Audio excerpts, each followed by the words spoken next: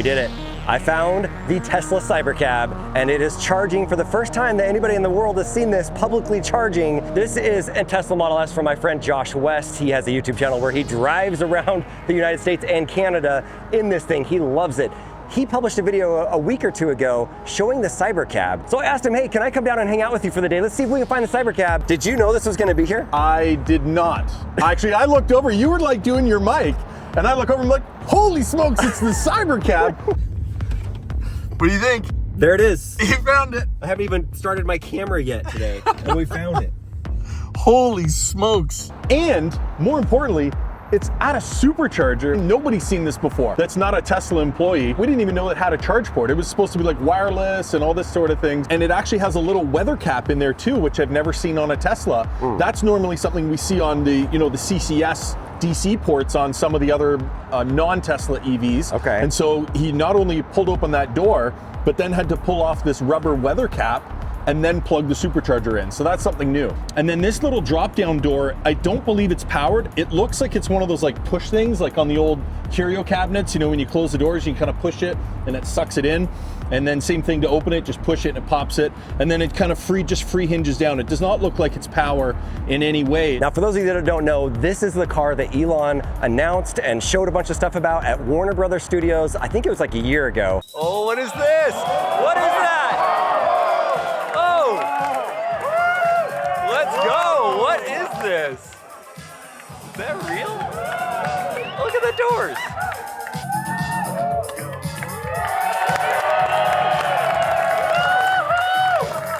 We're just driving by.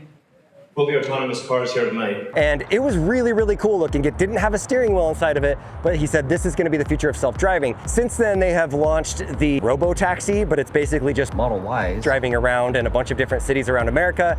And it's been kind of annoying because it has a supervisor inside of it, like a guy sitting in the seat. I'm going to try some of those today, but it's not really like a Robotaxi, like the future where these cars are just driving around with no people in it. Now we have seen one, not just one, but two of them here. It is crazy that I come to Austin for one day and within 10 minutes I find these. Engineering prototype 001.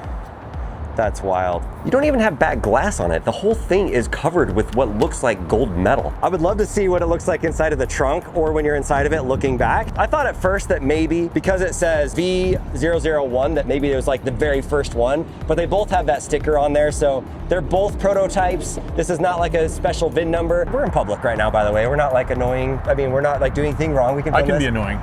We can be annoying, that's true. I can be annoying. Okay, if you look at the front on the windshield, the VIN number says 1104 is the last four. Can you see that?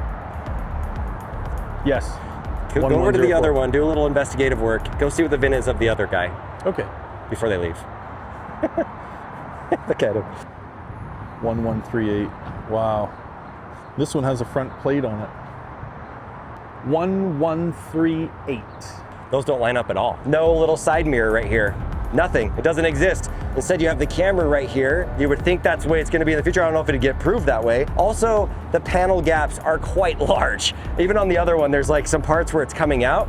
The car is very dirty. You can tell that the snow and the ice has been on it.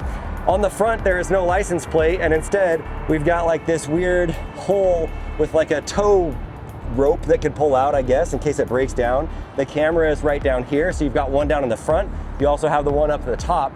I took the camera and went underneath it. There's a huge wave underneath it. Right now it charges with this little plug in the back, but the whole plans for this thing is to be wireless charging, and so I think that indention is for future expansion for whatever wireless charging technology it will have. This to me looks like some sort of wireless charging, but it's not, it's the brake lights. When you pull up like a vacuum and it has the metal charging, that's not what it is. It does have two windshield wipers. It doesn't just have one like the Roadster and like the Cybertruck. There's one ginormous 3 or 4 foot long floppy, limp-looking windshield wiper for this ginormous windshield. And look at this little itty-bitty windshield wiper. It covers basically the whole thing. And then the seats inside of it are crazy huge and comfortable looking. There is a steering wheel because there is a person that still has to drive this thing around or supervise it as it goes around. With the reflection on the glass, it's really hard to film inside the vehicle, but what's crazy is that they've ripped apart that dash, and there's now basically an aluminum extrusion coming out of the dash with a tilt lever and a Cybertruck steering wheel. wheel or the Squircle sitting on it. There's no turn signals or anything like that. There's just a release lever to kind of move the wheel up and down. And that's about it. But there's like pieces of foam that are like zip tied to the dash so that the operator doesn't bang their knee on some of this just raw aluminum extrusion that's hanging down. It's very, very unfinished, and it does not look like it's supposed to be there. So do you think it has steer-by-wire? I would say yeah. If it has the steering wheel for sure. the Cybertruck, it must have steer-by-wire. Yeah. Does it have four-wheel steering? No, front wheel only. I like how you say no on that right away. Ginormous wheels, Centennial wheels. The ones at the Warner Brothers thing that I went to, they had gold painted on there, and they got a lot of negativity for that. They're like, what are you trying to do? Why are we painting rubber gold? This does it, but it does have that cool aero cover on it. It's the one time that an aero cover actually makes sense. Also, how do you open the door? I'm guessing it's this right there, a little button. You push down on that. There are so many different ways to open up a Tesla. How do you open the freaking door? Well, here it is on the Roadster. It's this little side button, and I push it, and then you pull the door open. You push on this little button knob thing, and then it pops out the handle that you grab it and you pull on it. It's simple, but it confuses a lot of people that don't know how to get inside of this car. It might be my favorite door handle because it pops out for you, then you grab it and pull on it. You push on it, it opens for you. It's this little tiny white dot you see right here. This whole glass panel or this piece is what you push on. Then it opens up a little bit, you grab it, and you muscle it open. Add a new one to it, a little button right there. The paint is a little bit scuffed. Like, look at the corner right there. Like, clearly this thing has been through some stuff. I mean, even if you look underneath with the camera, it looks a little scuffed right there. They've definitely been testing this somewhere. This thing is built for durability, so the rocker panels are really just a cheap but very heavy-duty polymer like an ABS plastic, so they're gonna take a lot of beating that the road is gonna kick up, road grime, especially in city and that sort of thing, but also people kicking it as they get in and out. Okay, I'm such a little spy with this stuff. Two things to notice here. The car is not driving itself, he is controlling it. Look at the steering wheel, it's all the way turned. Can confirm that it is steer-by-wire just by the way that it turned. And definitely is not four-wheel steering. I mean, you wouldn't expect it to do four-wheel steering, but it is steer-by-wire. I saw him turn it all the way to the left and all the way to the right in order to make his turn. So steer-by-wire needs to be on all of the Teslas. They Frankensteined that whole steering column. I think they took that right out of Cybertruck and just Frankensteined it into the Cybercab. Ooh, look at the size of the Cybercab. It is the smallest Tesla that's been made since the original Tesla Roadster. It's even more narrow than the original Tesla Roadster. This Model Y looks huge next to it. Now the second one when I drove away, the car wouldn't start, so she gets her phone, gets the app going. Then just like the current Teslas, she slides on the screen and uses her hands to manually drive the car away. There it goes. Goodbye, Cybercab. It's been great to meet you.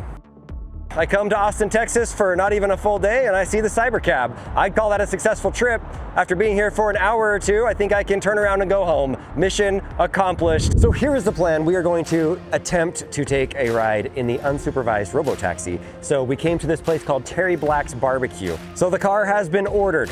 It should be arriving soon. Here goes ride number one. And guess what? It's there's a dude inside of it. Awkward, why is there a dude? All right, we're gonna still take the ride, but I'm not happy about it.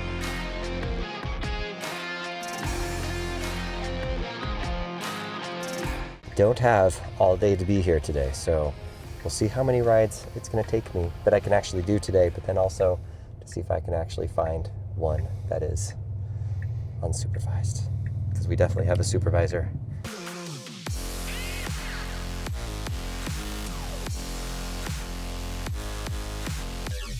Now I'm trying to get a ride to somewhere and it just says high service demand, please come back later. They don't really have enough cars right now, and then the ones that they do have, it does have a person inside of it. If I'm just an everyday customer, like why would I go back to using Robotaxi? Like I'm immediately going to Uber. You wanna go with what's reliable. I didn't wanna go on a supervised ride, so I canceled it.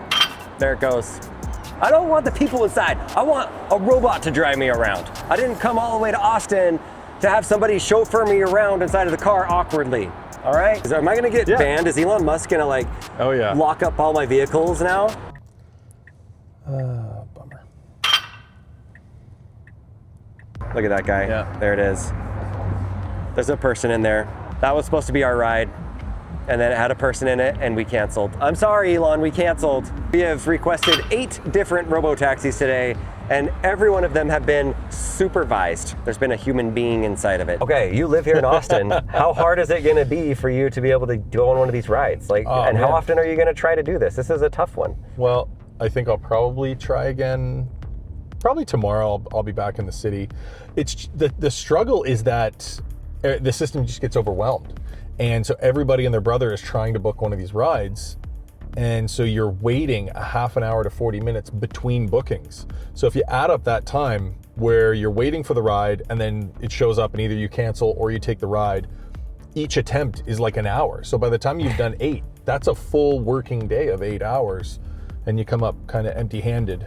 And, you know, it's just a matter of patience and getting Tesla to put some more of these things on the road. I'm at my hotel. I have to go to Best Buy to get an external hard drive so that I can edit this video and get it to you. We get 2 more shots tonight of Robotaxi. Let's make it 10. Let's make it 10 tries. How many of them can be unsupervised Robotaxi? This guy right now is 5 minutes away.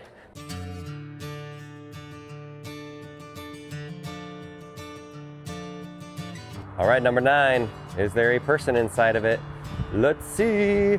There is a person inside of it. We are not getting unsupervised. We got one more try. Hello. All right, it is going to take us 35 minutes to get to the Best Buy that I need to buy this from, which is interesting because if you look at the map, the fast way would be to just get on the freeway right there and just cruise down, and it definitely wouldn't take 35 minutes. But these cars are not yet certified, or they haven't pushed it out to really go on the highways. All right, we made it. There we go. Goodbye, Robotaxi. This guy was really nice, really nice. He didn't share anything that he shouldn't share. Then I tried asking a couple little questions, unintentionally, but asked a couple questions and he's like, sorry, I can't answer that. And I'm like, oh, I wasn't trying to be sneaky.